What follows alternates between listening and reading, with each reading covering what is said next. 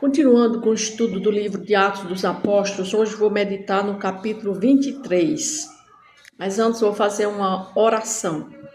Senhor, novamente estou aqui diante da Tua palavra para meditar nela, para aprender dela.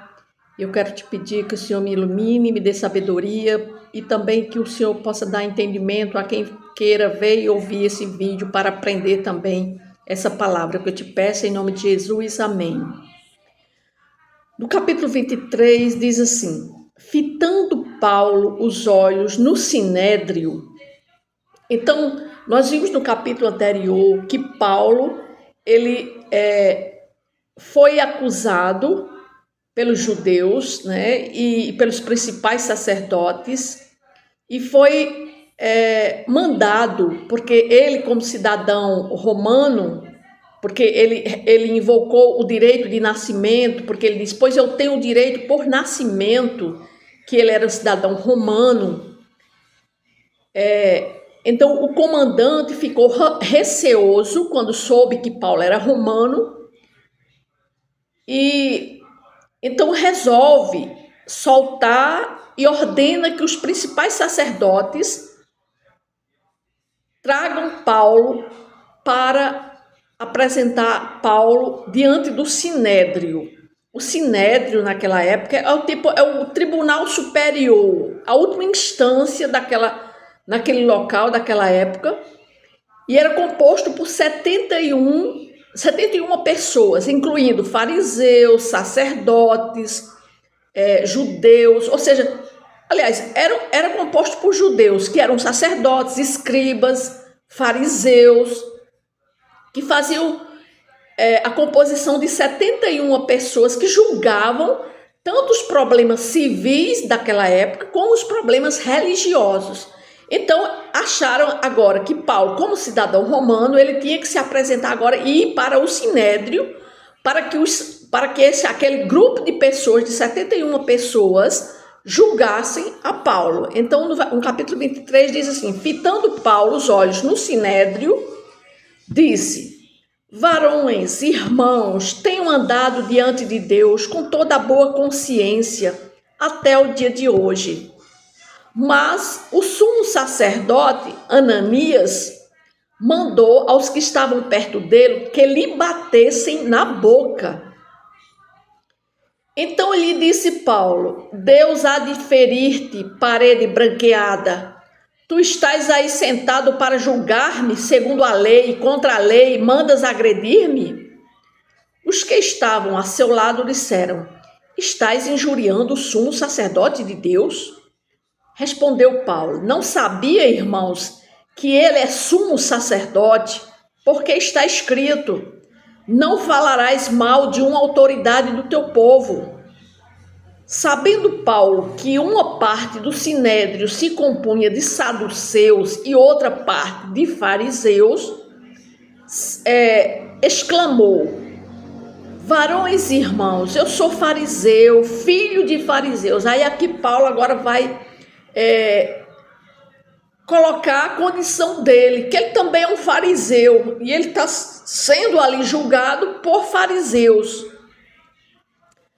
No versículo 6 diz: sabendo Paulo que uma parte do sinédrio se compunha de saduceus e outra de fariseus, exclama Paulo: varões e irmãos, eu sou fariseu, filho de fariseus. No tocante à esperança e à ressurreição dos mortos, sou julgado. Ditas estas palavras, levantou-se grande dissensão entre fariseus e saduceus, e a multidão se dividiu, pois os saduceus declaram não haver ressurreição, nem anjo, nem espírito, ao passo que os fariseus admitem todas essas coisas. Houve, pois, grande vozerio, e levantando-se alguns escribas da parte dos fariseus, contendiam, dizendo: não achamos nesse homem mal algum. Será que algum espírito ou anjo lhe tenha falado? Tomando vulto a celeuma, temendo o comandante que fosse Paulo espedaçado por eles, mandou descer a guarda para que o retirassem dali e o levassem para a fortaleza. Então, aqui no capítulo 23, Do versículo 1 até o versículo 10, nós vimos que Paulo vai ao Sinédrio se apresentar diante daqueles 71 homens que compunham aquele Sinédrio, né? Porque o Sinédrio, ele era composto de fariseus, saduceus, e aqui nós vimos uma divisão entre saduceus e fariseus, porque Paulo, ele coloca a sua condição dizendo que ele também era um fariseu, e aí ficam alguns divididos entre eles mesmos, né?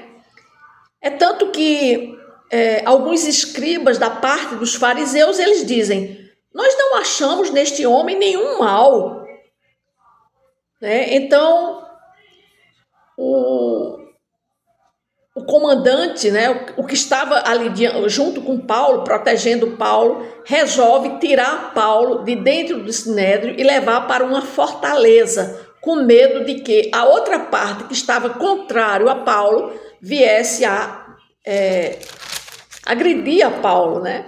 No versículo 11 diz assim: na noite seguinte, o Senhor, pondo-se ao lado dele, disse: coragem, pois do modo porque deste testemunho a meu respeito em Jerusalém, assim importa que também o faças em Roma. Então aqui Deus, o Senhor Jesus, aparece a Paulo dizendo que ele não tivesse medo, que ele tivesse coragem, porque assim como Paulo deu o testemunho dele, de Jesus, em Jerusalém, também ele ia dar o testemunho em Roma. Versículo 12 diz assim: quando amanheceu, os judeus se reuniram e sob anátema juraram que não haviam de comer nem beber enquanto não matassem Paulo. Eram mais de 40 os que entraram nesta conspiração. Estes, indo ter com os principais sacerdotes e os anciãos, disseram: juramos sob pena de anátema não comer coisa alguma enquanto não matarmos Paulo.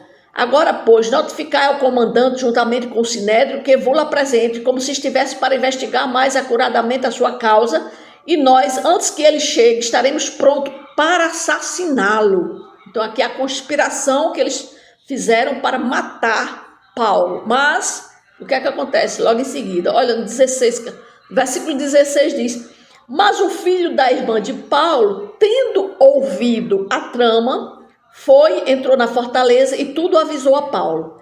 Então Paulo, chamando um dos centuriões, disse: leve este rapaz ao comandante, porque tem alguma coisa a comunicar-lhe.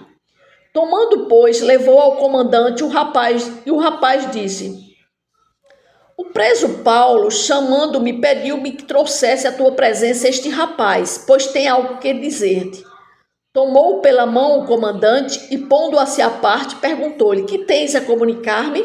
Respondeu ele, ou seja, o sobrinho de Paulo: os judeus decidiram rogar-te que amanhã apresentes Paulo ao sinédrio, como se houvesse de inquirir mais acuradamente a seu respeito. Tu, pois, não te deixes persuadir, porque mais de 40 entre eles estão pactuados entre si, sob anátema, de não comer nem beber, enquanto não o matarem. E agora estão prontos, esperando a tua promessa. Então o comandante despediu o rapaz, recomendando-lhe que a ninguém dissesse ter trazido essas informações. Chamando 2 centuriões, ordenou: tende de prontidão desde a hora 3ª da noite 200 soldados, 70 de cavalaria e 200 lanceiros, para irem até Cesareia. Preparai também animais para fazer Paulo montar e ir com segurança ao governador Félix. E o comandante escreveu uma carta nestes termos. Então nós vimos aqui que os anciãos, os principais sacerdotes e os anciãos juraram, disseram que iam passar a noite sem comer, sem beber, e fizeram um pacto entre eles para que no dia seguinte, quando o comandante levasse Paulo para o sinédrio, eles iam inquirir Paulo, mas também iam matá-lo. O sobrinho de Paulo, filho da sua irmã, ouviu essa trama, isso que eles estavam combinando. Então vai na fortaleza onde Paulo está preso e comunica a Paulo a trama que estava acontecendo para matar a Paulo. E Paulo pede que o seu sobrinho seja levado ao comandante para que diga as mesmas coisas que ele disse a Paulo. Então, o sobrinho dele é levado na presença do comandante, o comandante ouve o que o sobrinho de Paulo tem a dizer, e então o comandante agora determina que soldados, 200 soldados, né, 70 de cavalaria, preparem os animais, porque eles vão levar Paulo para ser apresentado ao governador Félix em outra cidade, na cidade de Cesareia. Versículo 26 diz assim: e ele prepara, o comandante prepara uma carta. A partir do versículo 26, começa a carta que o comandante preparou, dizendo: Cláudio Lísias ao excelentíssimo governador Félix, saúde. Este homem foi preso pelos judeus e estava prestes a ser morto por eles, quando eu, sobrevindo com a guarda, o livrei por saber que ele era romano. Querendo certificar-me do motivo por que o acusavam, fui descer ao sinédrio deles. Verifiquei ser ele acusado de coisas referentes à lei que os rege. Nada, porém, que justificasse morte ou mesmo prisão.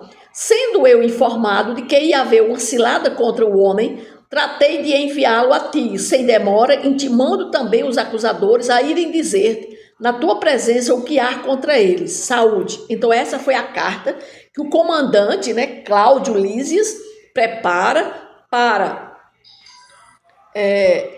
o governador Félix, dizendo que estava encaminhando um homem, que era Paulo, que tinha sido acusado no sinédrio pelos judeus, pelos anciãos, por algo, né, que ele mesmo disse, referentes à lei deles, ou seja, a lei dos fariseus. E ele disse, e como eu fui informado que estavam tramando contra a vida dele, então agora eu encaminho ele para você, para o governador Félix. No versículo 31 diz assim: os soldados, pois, conforme lhes foi ordenado, tomaram Paulo e durante a noite o conduziram até Antipátride. No dia seguinte voltaram para a fortaleza, tendo deixado os de cavalaria irem com ele, os quais, chegando a Cesareia, entregaram a carta ao governador e também lhe apresentaram Paulo.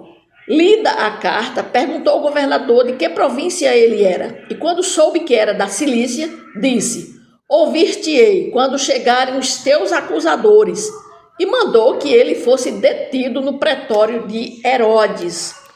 Então aqui nós vimos que Paulo chega na cidade de Cesareia, né? Ele é levado por aquele comandante.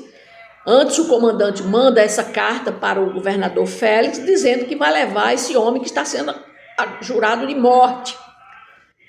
E o governador Félix, quando Paulo chega, ele diz que vai julgar a causa de Paulo, mas antes vai ter que esperar os acusadores de quem? De Paulo. E isso nós vamos ver no próximo capítulo. Então, nesse capítulo 23, o que é que nós aprendemos com ele? Nós vimos que Paulo aqui estava sendo acusado, foi acusado injustamente, desde o capítulo 23, que Paulo vem sendo acusado injustamente, apenas por defender o evangelho, apenas por pregar a palavra de Deus, né?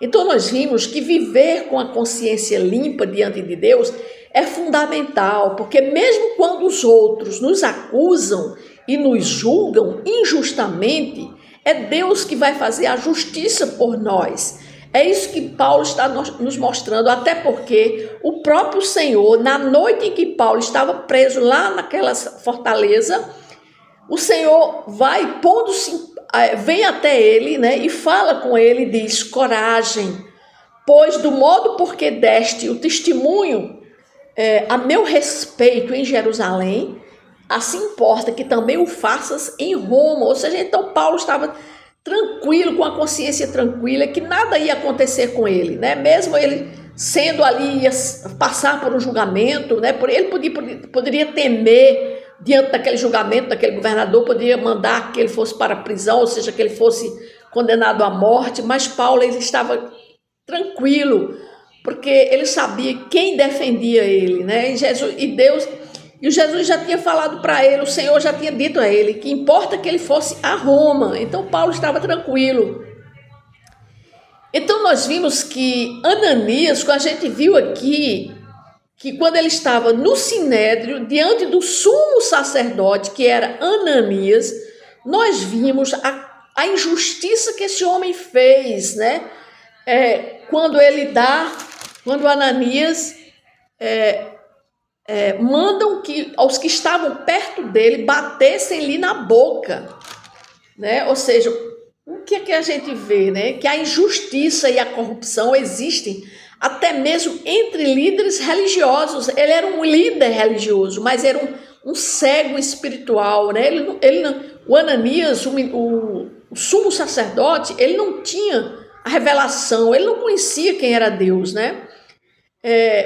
Por isso que nós temos que ter discernimento e firmeza diante de todos, né? Porque nós não podemos saber, às vezes, diante de pessoas religiosas, líderes religiosos, então nós temos que ter discernimento se aquele líder religioso é realmente um líder mandado por Deus. É uma pessoa que está ali, que foi escolhida por Deus. Porque senão pode acontecer assim como Ananias, né? Um líder, um sacerdote, mas que não era de Deus, né? E aqui, em momentos de conflito, sabedoria e estratégia são necessários, porque foi assim que Paulo usou diante do Sinédrio a seu favor. Ou seja, Paulo disse que ele era romano, cidadão romano.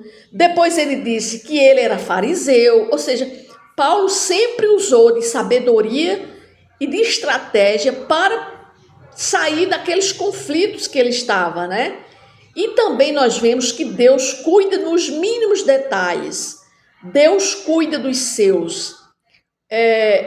Deus colocou aquele sobrinho de Paulo para ouvir o que estavam tramando contra a vida de Paulo. Porque se aquele sobrinho não estivesse ali, quem é que ia salvar Paulo da morte?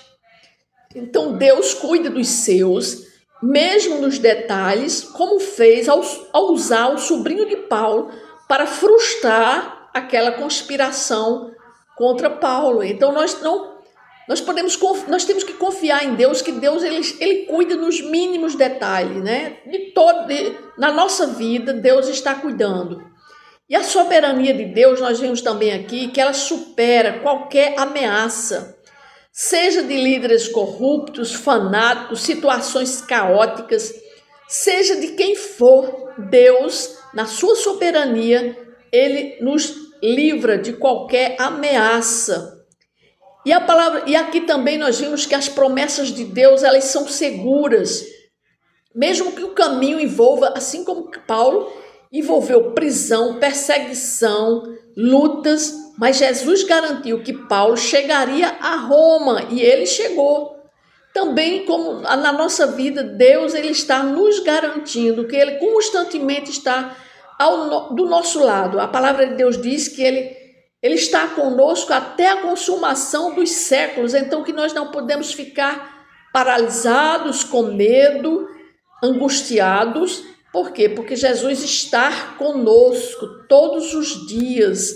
Então nós devemos apenas nos lembrarmos que Deus está conosco e não temer, né, as perseguições, lutas, qualquer coisa que seja, porque Deus está conosco. Maior é o que está conosco do que o que está no mundo, é o que a palavra de Deus nos diz. E isso nós vimos aqui no capítulo 23 de Atos dos Apóstolos. Amém?